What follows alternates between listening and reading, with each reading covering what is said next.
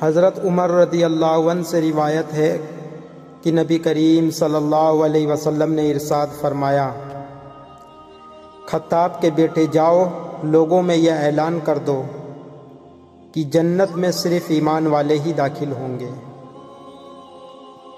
حضرت ابو لیلہ رضی اللہ عنہ سے روایت ہے کہ نبی کریم صلی اللہ علیہ وسلم نے ابو سفیان سے ارشاد فرمایا، ابو سفیان تمہاری حالت پر افسوس ہے، میں تو تمہارے پاس دنیا اور آخرت کی بھلائی لے کر آیا ہوں، تم اسلام قبول کر لو، سلامتی میں آ جاؤ گے۔ حضرت انس رضی اللہ عنہ فرماتے ہیں کہ میں نے نبی کریم صلی اللہ علیہ وسلم کو یہ ارشاد فرماتے ہوئے سنا، جب قیامت کا دن ہوگا تو مجھے شفاعت کی اجازت دی جائے گی، میں عرض کروں گا، اے میرے رب، جنت میں ہر اس شخص کو داخل فرما دیجئے جس کے دل میں رائے کے دانے کے برابر بھی ایمان ہو۔ اللہ تعالیٰ میری اس شفاعت کو قبول فرما لیں گے اور وہ لوگ جنت میں داخل ہو جائیں گے۔ پھر میں عرض کروں گا، جنت میں ہر اس شخص کو داخل فرما دیجئے جس کے دل میں ذرا سا بھی ایمان ہو۔ حضرت ابو امامہ رضی اللہ عنہ سے روایت ہے کہ ایک شخص نے رسول اللہ صلی اللہ علیہ وسلم سے سوال کیا کہ ایمان کیا ہے؟ آپ صلی اللہ علیہ وسلم نے ارشاد فرمایا، جب تم کو اپنے اچھے عمل سے خوشی ہو اور اپنے برے کام پر رنج ہو تو تم مومن ہو۔ حضرت عباس بن عبد المطلب رضی اللہ عنہ سے روایت ہے کہ انہوں نے رسول اللہ صلی اللہ علیہ وسلم کو یہ ارشاد فرماتے ہوئے سنا، ایمان کا مزہ اس نے چکھا اور ایمان کی لذت اسے ملی جو اللہ تعالیٰ کو رب، اسلام کو دین اور محمد صلی اللہ علیہ وسلم کو رسول ماننے پر راضی ہو جائے۔ مطلب یہ ہے کہ اللہ تعالیٰ کی بندگی اور اسلام کے مطابق عمل اور حضرت محمد صلی اللہ علیہ وسلم کی اطاعت اللہ تعالیٰ اور ان کے رسول صلی اللہ علیہ وسلم اور اسلام کی محبت کے ساتھ ہو۔ جس کو یہ بات نصیب ہو گئی، یقیناً ایمانی لذت میں بھی اس کا حصہ ہو گیا۔ حضرت انس رضی اللہ عنہ روایت کرتے ہیں کہ رسول اللہ صلی اللہ علیہ وسلم نے ارشاد فرمایا، ایمان کی حلاوت اسی کو نصیب ہوگی جس میں 3 باتیں پائی جائیں گی، ایک یہ کہ اللہ تعالیٰ اور ان کے رسول کی محبت اس کے دل میں سب سے زیادہ ہو، دوسرے یہ کہ جس شخص سے بھی محبت ہو صرف اللہ تعالیٰ ہی کے لیے ہو، تیسرے یہ کہ ایمان کے بعد کفر کی طرف پلٹنے سے اس کو اتنی نفرت اور ایسی اذیت ہو جیسے کہ آگ میں ڈالے جا۔ اکڑ تب تک چلتی ہے جب تک پکڑ نہ ہو، اور جب پکڑ ہوتی ہے تو اس خاکی انسان کو خاک بننے میں دیر نہیں لگتی۔ ہمارا تعلق ایک ایسے معاشرے سے ہے جہاں اختلاف رکھو تو بدتمیزی، سچ بولو تو بے ادبی، اور اگر کچھ نہ بولو تو منافقت سمجھ لی جاتی ہے۔ مشکل تو یہ ہے کہ ہمیں پیٹھ پیچھے بولنے والا با اخلاق اور منہ پر بولنے والا بدتمیز لگتا ہے۔ اکثر جو لوگ دوسروں کی زندگیوں میں جھانکتے رہتے ہیں ان کا اپنا گریبان پھٹا ہوتا ہے۔ جوانی میں رب کے آگے رونے والا بڑھاپے میں دنیا کے آگے رونے سے بچ جاتا ہے۔ آپ صلی اللہ علیہ وسلم ارشاد فرماتے ہیں، تم اتنا ہی عمل کرو جتنی طاقت رکھتے ہو، کیونکہ اللہ تعالیٰ ثواب دینے سے تھکتا نہیں۔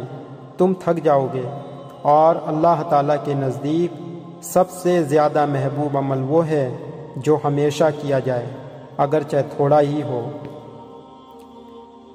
جب درد بڑھنے لگے یا کچھ بھی سمجھ میں نہ آئے تو اپنے رب کی طرف چلے جاؤ، کیونکہ دلوں کو سکون اسی کی یاد میں ہے۔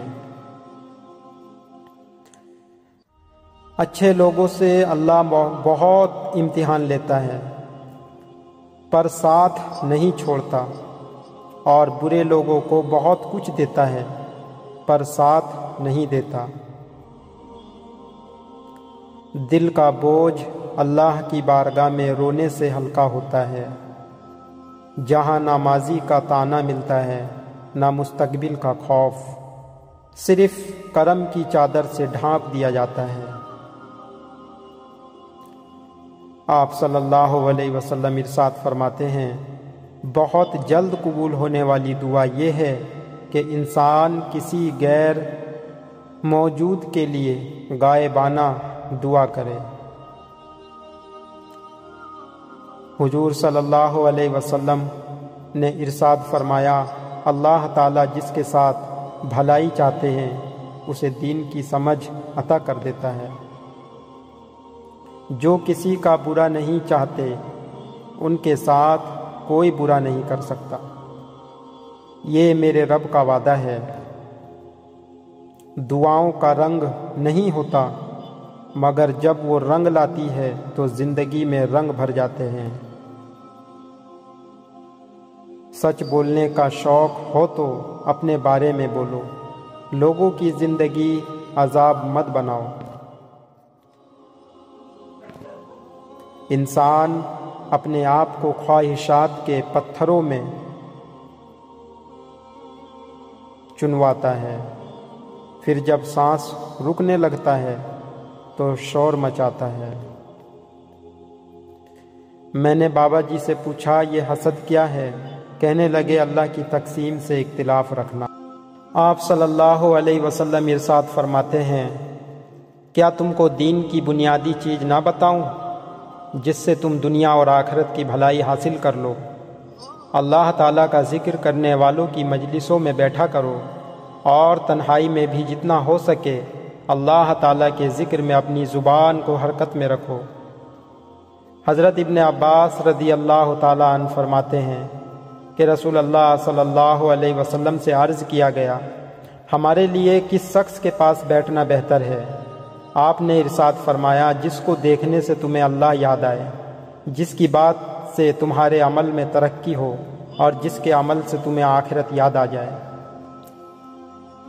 آپ صلی اللہ علیہ وسلم ارشاد فرماتے ہیں، جو شخص اللہ تعالیٰ کا ذکر کرے اور اللہ تعالیٰ کے خوف سے اس کی آنکھوں سے کچھ آنسو زمین پر گر پڑے تو قیامت کے دن اللہ تعالیٰ اسے عذاب نہیں دیں گے۔ آپ صلی اللہ علیہ وسلم ارشاد فرماتے ہیں، اللہ تعالیٰ کو 2 قطروں اور 2 نشانوں سے زیادہ کوئی چیز محبوب نہیں۔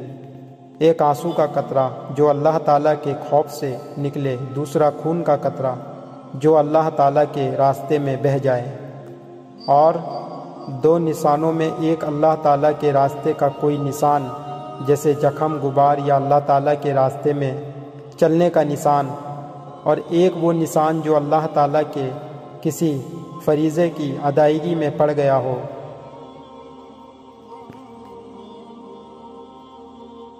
آپ صلی اللہ علیہ وسلم ارشاد فرماتے ہیں، 7 آدمی ہیں جن کو اللہ تعالیٰ اپنی رحمت کے سائے میں ایسے دن جگہ عطا فرمائیں گے جس دن اس کے سائے کے علاوہ کوئی سایہ نہ ہوگا۔